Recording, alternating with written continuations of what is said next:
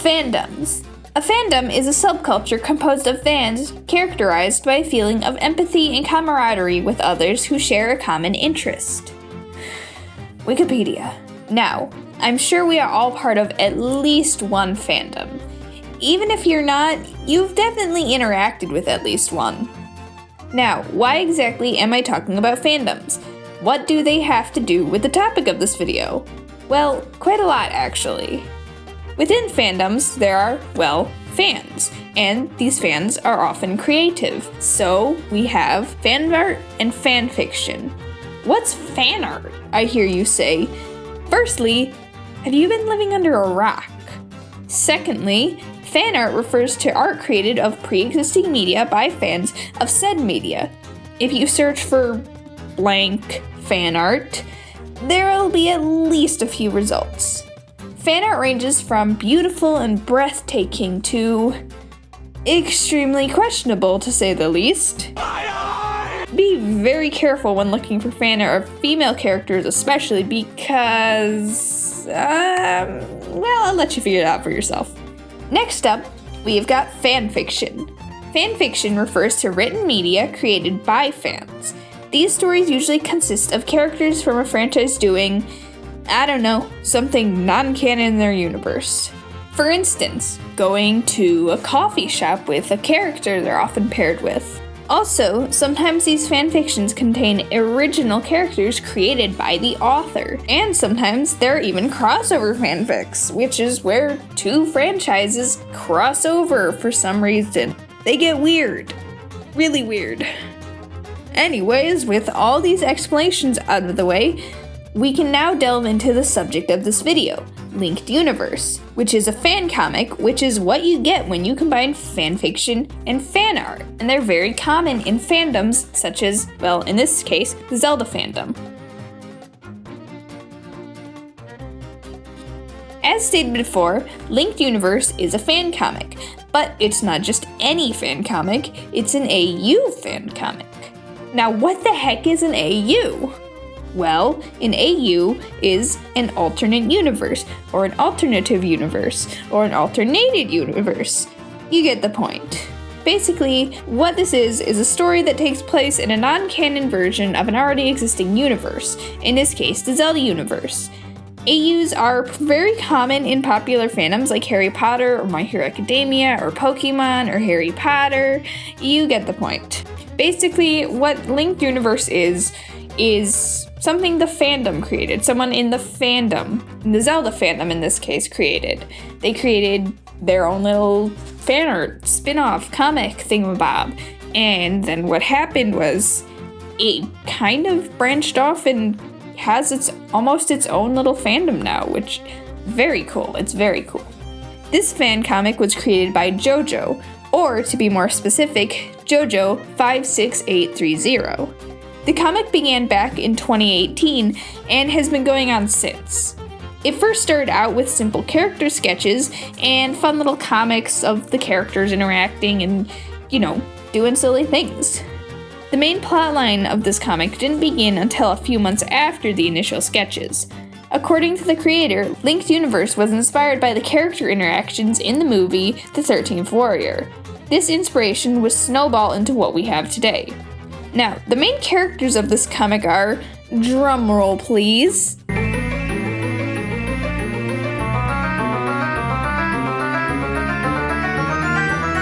Link. They're all Link. Well, that's not very interesting, I hear you say. And yeah, at a glance, that sounds like it could be really boring, especially if they don't talk. They're all just Link. They all look and act similar. So how is a comic about all the Links so darn good? Well, to answer that, we have to dive into Linked Universe stars 9 of the Links from the Zelda franchise. These Links being Ocarina of Time Link, Twilight Princess Link, Breath of the Wild Link, Skyward Sword Link, Wind Waker Link, Four Swords Adventures / Minish Cap Link, A Link to the Past Link, the original Link, and Hyrule Warriors Link. Yeah, I know Hyrule Warriors is from a non-canon spin-off, but he's still here and we love him for it. Now, How exactly does Linked Universe make these characters stand out from one another? Two things: design and personality. The character design in Linked Universe is so good, oh my gosh. Each Link is unique. They no longer wear their boring old green tunic and hat.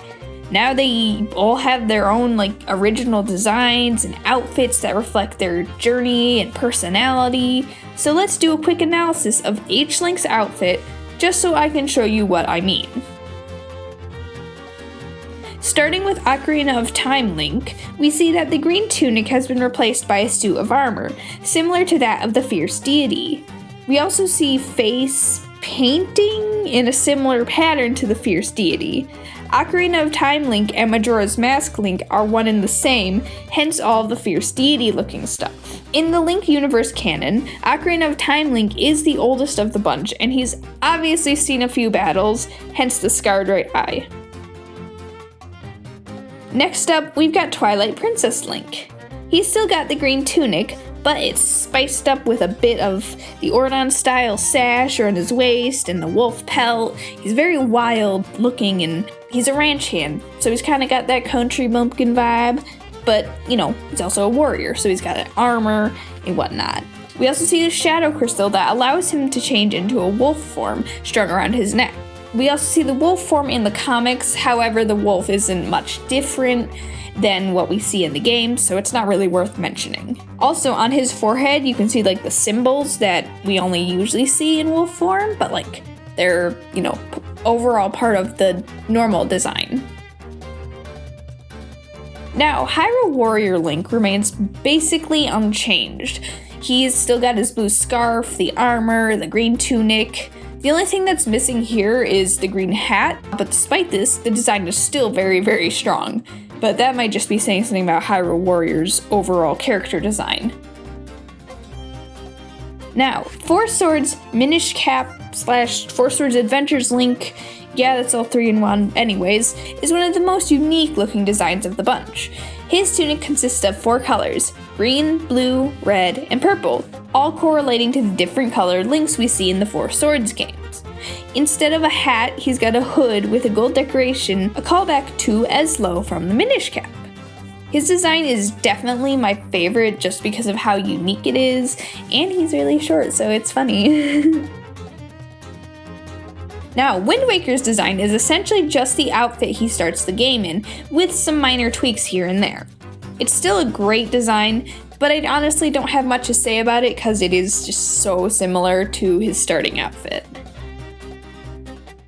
While Breath of the Wild's outfit isn't too different from his in-game one, Breath of the Wild Link himself has some changes made to him. Firstly, his hair is long, way longer in the game, which is fitting considering he's over 100 at this point. Also, now we actually get to see his scars. In-game, it's implied that he has a bunch of scars. Looking at you, Robbie. But in Linked Universe, they are actually shown, and boy does he have a lot of them. He also has a really long, traveler's cape. It's similar to the traveler's hood in the game, but it's a lot longer this time, and it's pretty cool. A Link to the Past Link, or Legend, is based on the links from A Link to the Past, A Link Between Worlds, Oracle of Ages, Oracle of Seasons, and Link's Awakening. So he's got little details in his design that call back to all those games, like the bracelet, the winged boots, the different colored hat and tunic, the pink hair from turning into a bunny, etc. He also has a ton of gear because, he's been on 5 adventures at this point, so it makes sense for him to have a ton of junk. Now, the original Link, or Traveler, is based on a Link from the first 2 Zelda games. He's got a pretty basic outfit, basic, but it makes sense for his character. This Link never was a knight or anything, he was just a dude with a sword, so it makes sense for him to be so, simple. But it's still a really nice design, and I think it works really well. And last but not least, we have Skyward Sword Link. He's still got his green tunic, though the color is shifted a little bit more to a turquoisey, greenish blue color.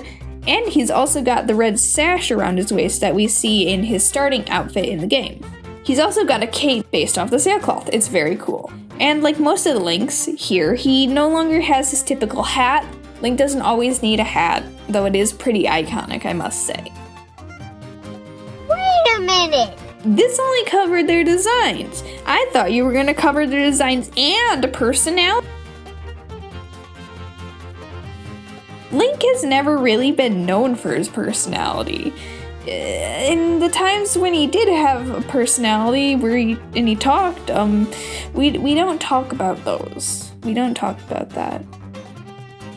But yes, Link absolutely has a personality. We see it in some of the games like Skyward Sword and Wind Waker, and even a little bit in Breath of the Wild. But it's never really been a main focus of the games. In Linked Universe, however, we get to see a lot more personality between all 9 of the Links. From Ocarina of Time Link's strong and stoic demeanor to Wind Waker Link's carefree and easygoing attitude. Each character has distinct and unique personalities. The great thing about having a cast of characters with a wide range of personalities is that if they're written well, the interactions are very, very interesting and fun. We get to see a lot of random interactions between the characters in the many doodles and scenarios, and they're all really fun to read. When I first stumbled upon Linked Universe, I had such a good time just looking through all the little doodles and seeing the characters interact with each other. It just put a smile on my face. Well-written characters have always, drawn me into stories. That's the reason I got into My Hero Academia, because of how strong the characters were written, and I loved seeing them all interact with each other. It just hits the spot. It's so good, and I find it so enthralling. Now, whether you like Zelda or not, I think you'll easily find the characters and the many scenarios that end up in charming and fun to read through. This brings me to my next topic. The synopsis of Linked Universe is this. The 9 main Links cross through time and meet one another. Dark Link is behind not only their meeting, but also a threat to Hyrule, and thus, hijinks ensue. Right now, Dark Link's motives are unknown, and we also don't know exactly how all the Links met, so there's a lot of mystery surrounding many aspects of the story, which honestly just makes reading through it all the more exciting, because, you're really not sure what's going to happen next. Throughout the story, we can see the characters develop and deal with emotions that we normally wouldn't see. For example, Breath of the Wild Link deals with what is essentially survivor's guilt. Of all the champions, only he survived, and he has to deal with not only the guilt surrounding that, but also the guilt of failing to defeat Ganon, as out of all the Links here, he is the only one to have failed. You would expect a character who has gone through so much to be troubled with guilt and regret, so it's really interesting to see this character go through these things. We also get to see how the other Links who have not failed in the same matter try to understand exactly what he's going through. It's all handled wonderfully, and my words alone honestly cannot give this story justice, so I really, really recommend going and checking it out for yourself. And honestly, now's as good a time as any to get into Linked Universe. The comic is still ongoing, and there's a plethora of content to read through. Plus, the creator is working on a prequel. The only downside to reading Linked Universe is the time in between chapters, but that's not a criticism by any means. The story itself is written so well, and each and every page is beautifully drawn, which leads me to my next and final topic. Ooh boy, where do I even get started here? The art of this comic is so good. It is so good. There's just so much love and detail put into every single panel. Let's just take a look at one of the more recent chapters, Sunset Part 10, to just look at the art, just to see how beautiful it is.